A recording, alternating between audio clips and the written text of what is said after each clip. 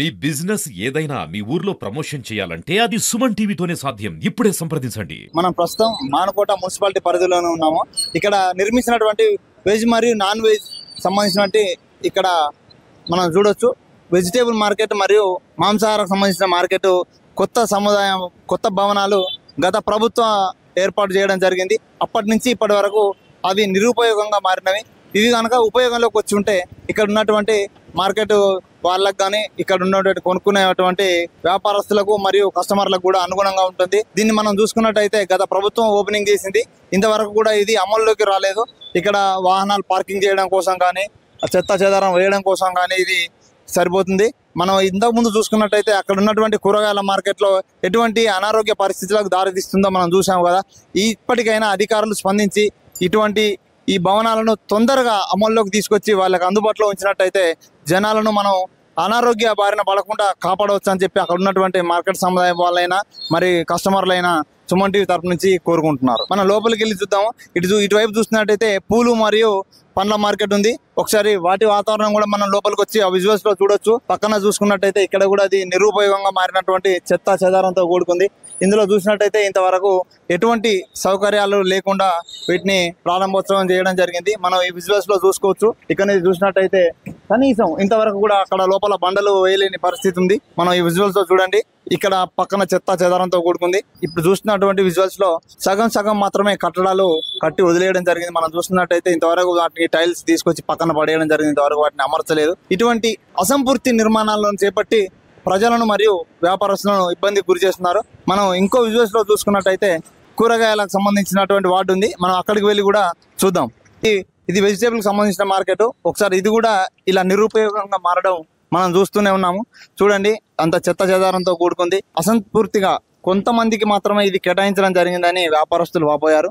ఇది అందరికీ అందుబాటులోకి వచ్చి ఇది మిగిలిన వారికి కూడా మంచి సౌకర్యాలతో కూడుకున్నట్టయితే వ్యాపారస్తులకు మరియు ఇక్కడ ఉన్నటువంటి పట్టణ ప్రజలకు కూడా మంచి జరుగుతుందని ప్రజలు వాపోతున్నారు. ప్రస్తుతం మనతో పాటు TPCC OBC state joint coordinator Pindala Ramdas గారు ఉన్నారు. అసలు ఈ సముదాయాలు ఎందుకు నిరుపయోగంగా పడున్నాయో ఒకసారి వారిని అడిగి తెలుసుకుందాం. అన్న చెప్పండి, అసలు ఈ మార్కెట్ సముదాయాలు ఎందుకు నిరుపయోగంగా మారినాయి? ముందుగా ఈ యొక్క మార్కెట్ దాని గురించి ఒక మంచి వీడియో తీస్తున్నటువంటి సుమన్ టీవీ మిత్రులకు ప్రస్తుతం మీకు ధన్యవాదాలు.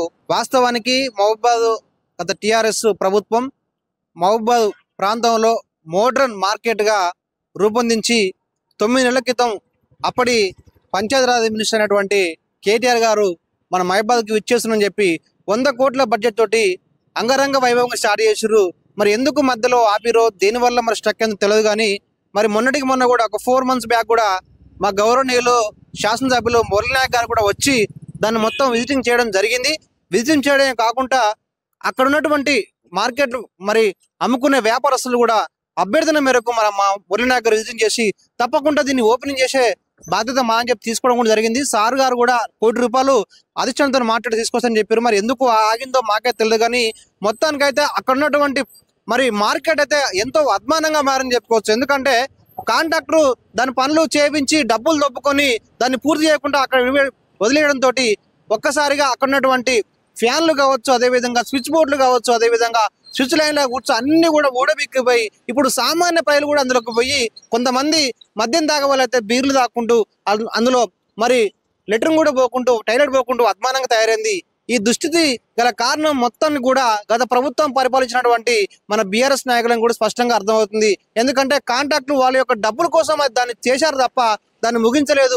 100 కోట్లు వచ్చినటువంటి బడ్జెట్ ని మరి ఏం చేసిరో ఏం లేని పరిస్థితి. మరి మొన్నటికి మొన్న కూడా మేము మున్సిపల్ దగ్గరికి పోయి కమిషనర్ గారు కూడా అడగడం జరిగింది. అసలు బడ్జెట్ లేదు మున్సిపాలిటీలో, మేము ఎలా చేస్తామని చెప్పి చెప్పడం జరిగింది. ఏదేమైనా కూడా అధికారులు దీని గురించి వెంటనే స్పందించాలి.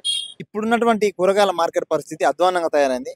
దాన్ని మెరుగుపరచడానికి ఇప్పుడున్న అధికారులు ఏమన్నా చర్యలు తీసుకుంటారనుకుంటున్నారా మీరు? ఇప్పుడున్న మార్కెట్ చర్యలు తీసుకోవాలండి. వాస్తవానికి ఏంటంటే గత 10 సంవత్సరాలు పరిపాలించినటువంటి బీఆర్ఎస్ ప్రభుత్వం మరి అన్ని రంగాలను కూడా విస్మరించింది. మరి బడ్జెట్ లేని సందర్భాలలో మరి తప్పకుండా కాంగ్రెస్ గవర్నమెంట్ చురుకైన మరి చర్యలు తీసుకొని మా ముఖ్యమంత్రి ఆదేశాల మేరకు, అదేవిధంగా మా ఎమ్మెల్యే గారు మురళీ నాయక్ గారు, అదేవిధంగా మా ఎంపీ గారు పొరిక బలరాం నాయక్ గారు కూడా ఆ మార్కెట్ గురించి మాట్లాడడం జరిగింది. తప్పకుండా దాన్ని ఇన్స్టెంట్ తీసుకొని త్వరలోనే ఒక మంచి పనులు దాన్ని పూర్తి చేసుకొని మార్కెట్ను ఒక అభివృద్ధి బాటలో నడిపిస్తారని చెప్పి మాకు నమ్మకం ఉన్నది.